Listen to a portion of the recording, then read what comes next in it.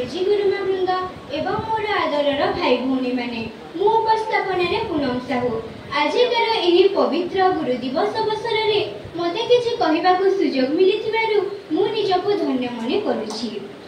आज हेउछि गुरु दिवस सेप्टेम्बर 5 तारिख डॉक्टर सर्वपल्ली राधाकृष्ण का जन्मदिन।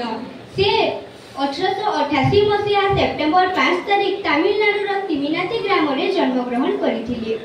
गुरु गुर अर्थ हेउछि अंधकार एवं रुर अर्थ हेउछि ज्ञान। जे हमकु अंधाररु ज्ञान प्रदर्शन करिथांती से हेउचंती गुरु। जे हमर भविष्यत गढिथांती से हेउचंती गुरु। गुरु हेउचंती चिर नमस्य।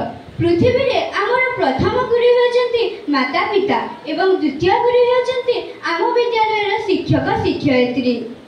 जने सेतेबेले सफलता पाई पारि थाए जेतेबेले तार गुरु का आशीर्वाद ता ऊपर रही थाए। साधारण भावे आमे कहिबाकू गले गुरु आमकू गुटे उत्तम मार्ग देखाई थांती, आमर पथ प्रदर्शन करि थांती।